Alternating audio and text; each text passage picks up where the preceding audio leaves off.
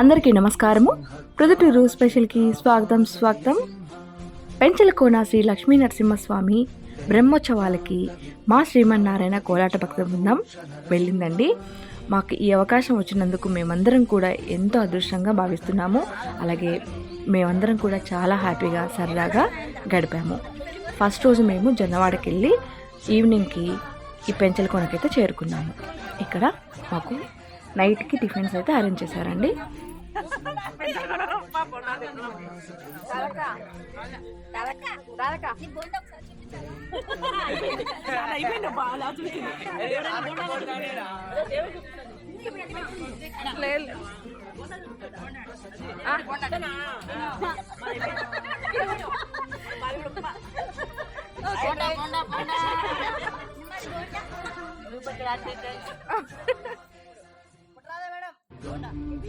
సింహద్రావక్షేత్రావాస జయసింహ దైత్యాంత విద్యుద్ఘాత వీక్షారూక్ష నరసింహ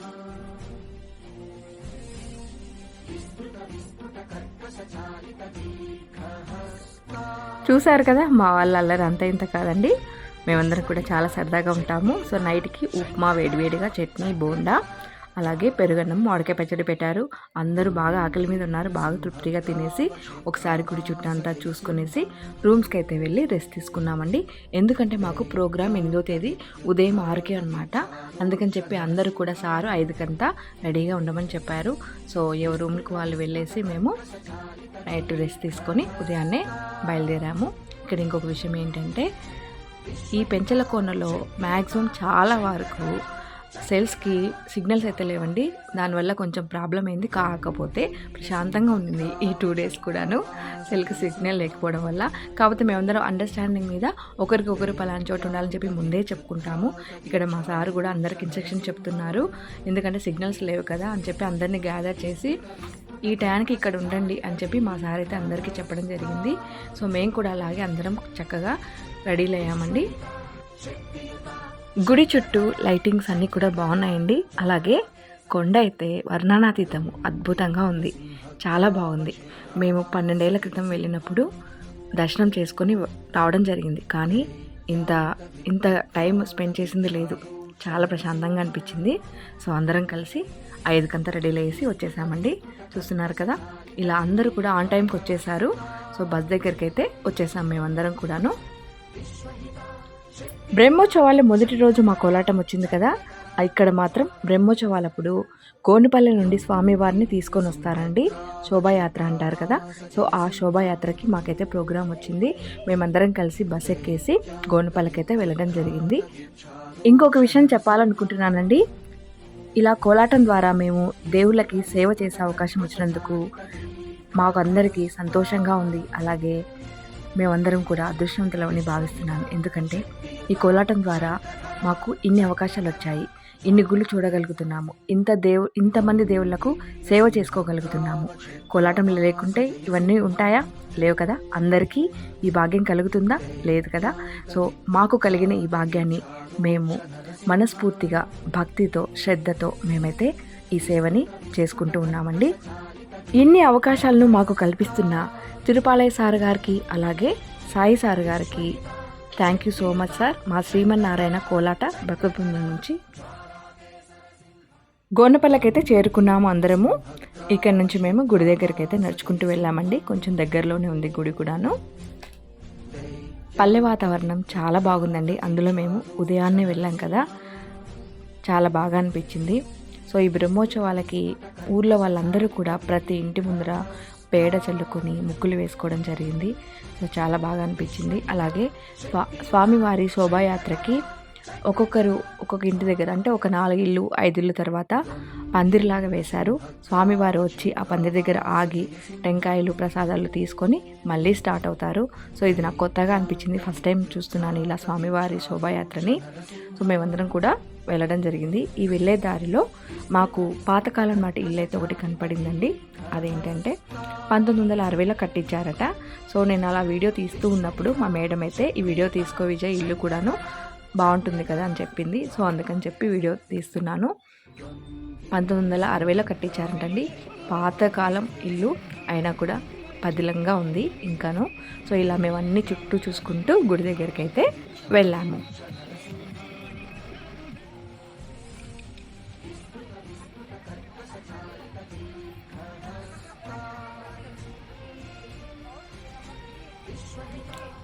స్వామివారి శోభాయాత్రకు రెడీలు అవుతున్నారండి గుడి దగ్గర.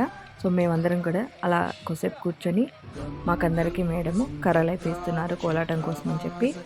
సో అందరూ కూడా రెడీగా ఉన్నాము. స్వామి ఎప్పుడు స్టార్ట్ అయితే అప్పుడు కోలాటం వేయడానికి. తర్వాత ఊర్లో పెద్దలు వీళ్ళందరూ వచ్చి స్వామివారికి నైవేద్యము అన్నీ సమర్పించిన తర్వాత మా శోభాయాత్ర అయితే జరిగిందండి. సో ఇది మొత్తం మాకు 7 కిలోమీటర్లు ఉండింది. 7 కిలోమీటర్ల వరకు మేము కోలాటం వేస్తూ వెళ్ళాము. ఆ తర్వాత మేము పెంచలకోన ఆర్చ్ వరకు వెళ్ళి వెయిట్ చేసాము స్వామివారు వచ్చే వరకు. స్వామివారిని పల్లకీలోనూ మోసుకుంటూ వచ్చారనమాట. వచ్చేసరికి 11 అయింది. సో 11 నుంచి మేము మళ్ళీ 12:30 వరకు కోలాటం ద్వారా స్వామివారిని గుడి దగ్గరికి అయితే చేర్చాము. సో ఇదంతా ప్రాసెస్ మధ్యాహ్నం 12:30 వరకు అయితే జరిగిందండి. చాలా బాగా అనిపించింది.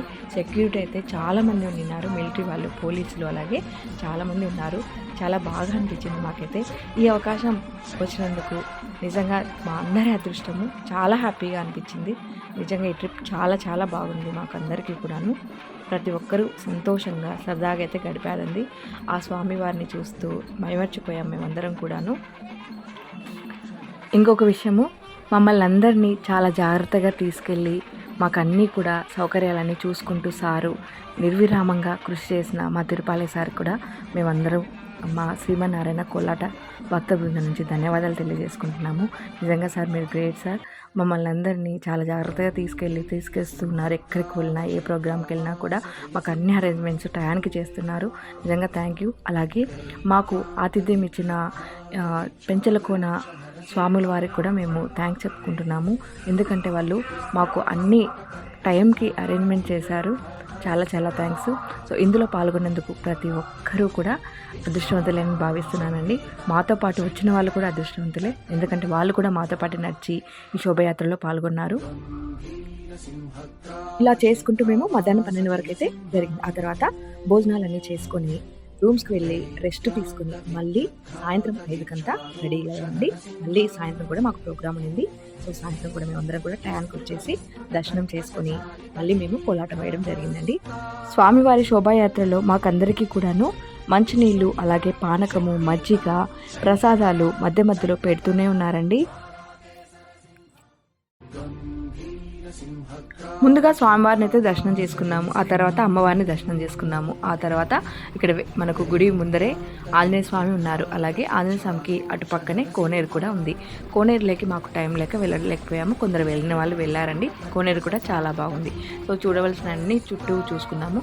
ఒక గిరి ప్రదక్షిణ ఒకటి చేయలేదు మేము, ఎందుకంటే మాకు అసలు టైమే సరిపోలేదన్నమాట. సో అందరూ అలా గ్యాదర్ అయ్యేసి ఈవినింగ్ లైట్గా వర్షం అయితే పడింది. అయినా కూడా మాకు చల్లగా చాలా బాగా అనిపించింది. ఆ కొండ వాతావరణము అలాగే ఆ గుడి ప్రాంగణము అద్భుతంగా ఉందండి. సో మేమైతే కోలాటం వేసాము.